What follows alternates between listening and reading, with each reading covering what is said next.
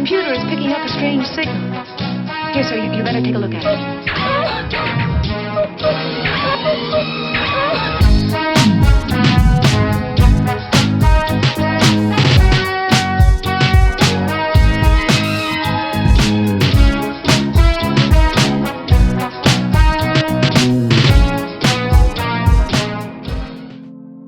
Hello dear listener, and welcome to episode 61 of Life Through a Prism with your host Rob Tierney. In this episode we're going to take a look at a follow-up article from episode 60. This article is entitled Tasmania's Launceston General Hospital could find permanent air conditioning solution but beds would need to close, CEO says, by Manika Champ, dated the 3rd of February 2025 from the abc.net.au news site. The boss of one of Tasmania's main hospitals says permanently fixing air conditioning woes in the medical and stroke wards would require beds to close and patients to be moved to other wards. The Launceston General Hospital has been plagued with bed block issues for years, and now the North's main treating hospital is facing another challenge: sweltering temperatures on wards on the hospital's D block. Launceston General Hospital supplies icy poles, extra water, while air conditioning remains broken. The rooms in the north-facing D block do not have air conditioning, and room fans were taken out during the height of the COVID-19 pandemic as an infection control measure. But it appears the quote-unquote patchwork solutions will continue, as a longer-term solution will cause, again quote-unquote, significant issues at the hospital that is already under pressure. The lack of air conditioning issue is not new.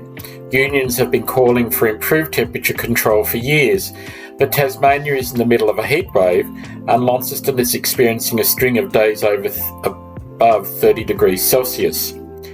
Patients in some Launceston General Hospital wards have had to use wet face washes, and take off blankets to try to stay cool due to a lack of air conditioning, a family member says. Concerned community members have told the ABC that patients are sweltering inside the wards and using cold face washes and kicking off blankets to stay cool. The health department is trying to combat the rising temperatures by providing patients and staff with frozen treats, rostering on additional staff to allow for more staff breaks, and installing more water and ice units. Hospitals North Chief Executive Fiona Letia told ABC Mornings portable air conditioning units were being trialled on the stroke ward. Ms Letia said that patchwork solutions will continue for the time being. She said the hospital was also putting in additional heat blocking blinds and looking at longer term solutions.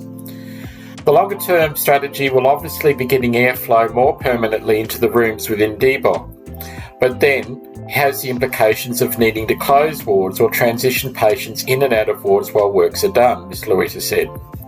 Obviously, in a working hospital, that does cause significant issues. We are assessing what other hospitals do in similar situations because it's not unique to Launceston. Ms Louisa said that installing air conditioning on D block would require wards to close or patients to move, as mentioned. The Tasmanian government recently spent $4 million installing 10 chiller units throughout corridors in the hospital to help with climate control. The government has also released a master plan for a major redevelopment of the LGH, but the majority of the works won't be completed until 2034. We do have a long-term master plan for the Launceston General Hospital, and opportunities to improve the air conditioning and the airflow will be incorporated into future projects identified in that master plan, Ms Louita said.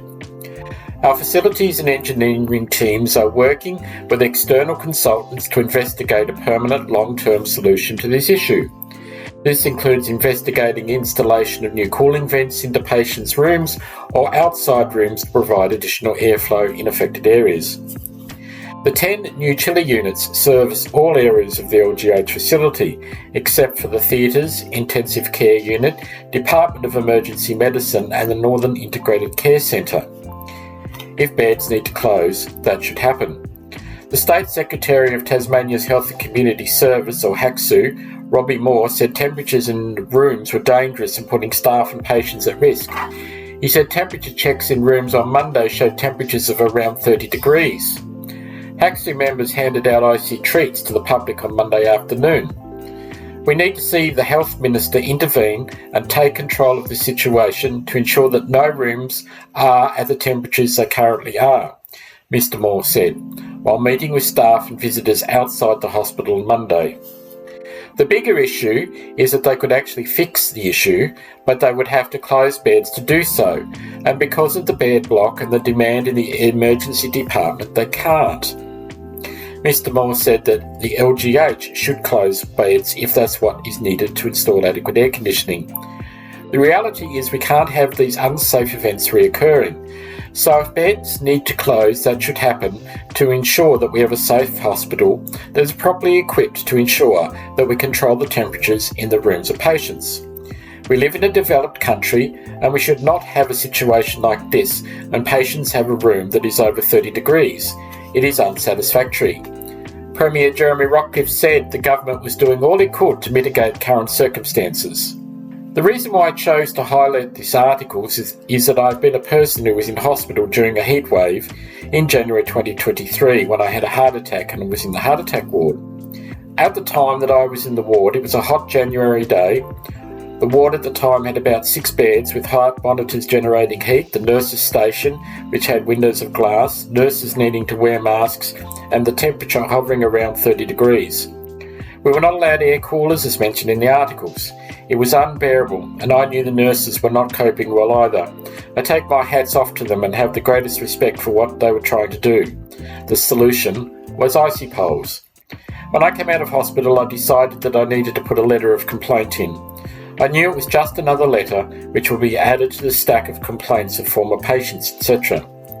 This was the reply that I received from Ms. Shirley Fole, Nurse Unit Manager at the Cardiology in 2023, and it reads, Dear Mr. Tierney, I write in response to your email received by the Patient Liaison Service at the Launceston General Hospital, LGH, on the 22nd of February 2023, regarding your experience whilst an inpatient in the Northern Coronary Care Unit. Please rest assured that we are aware of the excessive heat problem and have steps in place to rectify the solution. I apologise for the excessive heat you experienced whilst an inpatient in CCU at the LGH. We have a risk management plan in development, and in the meantime the LGH is putting into place a cooling system in the form of chillers into the medical block to bring down the temperature. This will take several months. As well as this, we have already removed all the monitoring and glass partition in the NCCU, which was causing an even higher temperature in that area. We have found this has already dropped the temperature considerably. I note and really appreciate your consideration of staff as well as patient comfort in your complaint. I was glad at the time that mine with others who have complained over the years something small had been achieved, but 2 years later and it seems the patchwork continues. How much being spent on icy poles, etc. could go to real solutions instead of the patchwork that is occurring. It really seems that we have a hot potato topic that on one side you have the government with their responses, the administrative at the hospital with their responses, and it seems to be going back and forward.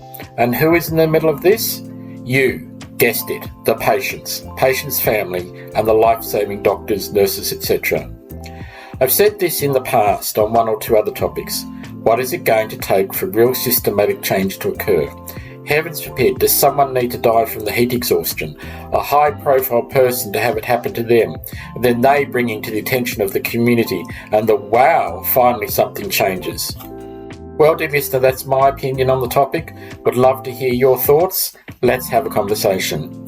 Before I finish today's episode, I would just like to ask if you've enjoyed this podcast and enjoy the free content I create, could you please give a like and consider subscribing? I enjoy creating this content for you, and it helps me be motivated to continue to make great content in the future. The podcast is also now on YouTube as well. Till next time, take care and bye for now.